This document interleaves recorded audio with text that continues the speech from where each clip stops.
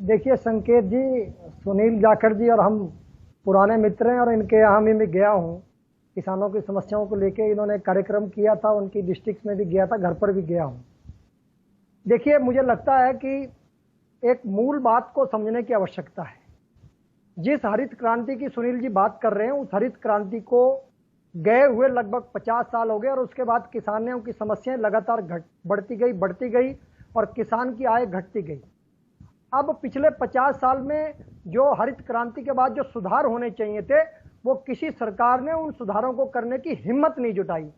अर्थात किसानों को लेकर बड़ा कदम उठाने की हिम्मत जो है किसी सरकार ने उठाई नहीं, जहमत ही नहीं उठाई। मुझे लगता है कि इस बात का स्वागत होना चाहिए कि जो काम पिछले 50 साल में जिसकी आवश्यकता थी, एक लगातार अर्थव्यवस्था के अंदर किसी भी वर्ग की समस्याओं को एड्रेस करने के उसके लिए, बारे में आप बता दें। उनका कहना है कि एमएसपी पर सरकार की खरीद जो है उससे आप कम करने जा रहे हैं और ये किसानों के लिए नुकसान की बात होगी। मैं बता रहा हूं, इन्होंने 2-3 कंसर्न जो इनकी है, मैं उसका एक एक करके मैं इसलिए कह रहा हूं कि पहले तो इस बात का स्वागत होना चाहिए कि आखिर नरेंद्र मोदी सरकार ने एक हिम्मत जुटाई है एक मुद्दा परिवर्तन करने। हाँ। दूसरा जो इन्होंने एक मुद्दा उठाया एमएसपी का, तो मैं इनको बता देना चाहता हूं, मैं नेफेड में डायरेक्टर होने के नाते इनको एक जानकारी दे रहा हूं कि 2013 से पहले नेफेड जो है 1.5 लाख मीट्रिक टन दाल का खरीदारी करता था न्यूनतम समर्थन मूल्य पर। पिछले वर्षों में 40 लाख मीट्रिक टन तक, अर्थात उस समय से लगभग 30 से 40 गुना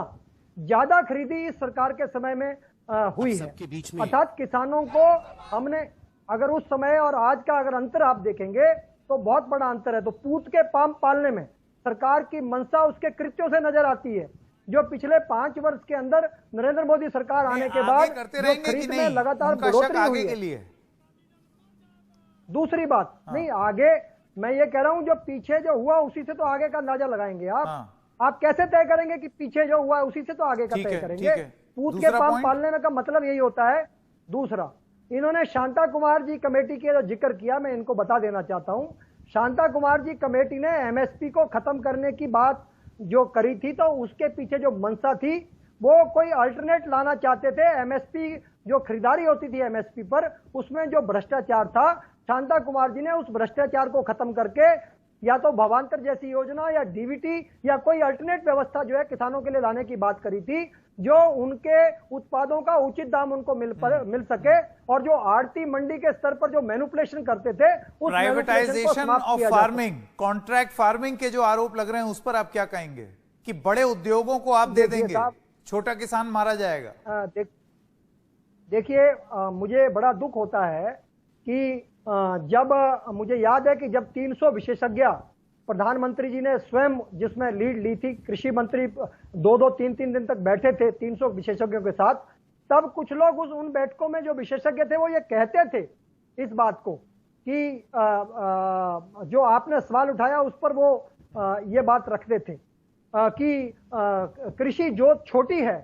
और इसके कारण किसान की जो लागत है वो ज्यादा हो रही है। हमारी यहाँ पर जो मंशा है वो केवल और केवल कृषि लागत को कम करने के लिए किसान साथ में आए। सरकार ने उसके पैरेलल एफपीओ, देश के अंदर एक एफपीओ बनाकर और एफपीओ के माध्यम से किसानों को ऑर्गेनाइज करके फार्मर प्रोड्यूसर ऑर्गेनाइजेशन का एक अल्टरनेट जो है देश को दिया है। उसके लिए व्यवस्था भी करी है, उसके लिए पैसे का प्रावधान भी किया है और आने वाले समय में किसान इकट्ठे आकर अपनी खेती करें, लागत को कम देखिए ऐसा है, ये बहुत ही, जैसे कि ठाकुर साहब ने अब से थोड़ी देर पहले बताया, मेरे पास समय एकदम खत्म हो गया है और मैं वादा करता हूं कि ये इतना जरूरी मुद्दा है कि हम इस पर आगे भी कार्यक्रम करते रहेंगे।